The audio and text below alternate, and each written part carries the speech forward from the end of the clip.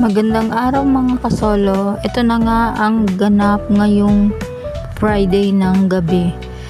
Dahil may sideline ako ng Sabado, naglaba kami pagkagaling ko sa trabaho. Nagtulong-tulong kaming maglaba. Ayan, yung bunso ay naghugas naman ng pinggan kasi siya ang nakatoka sa oras na yan.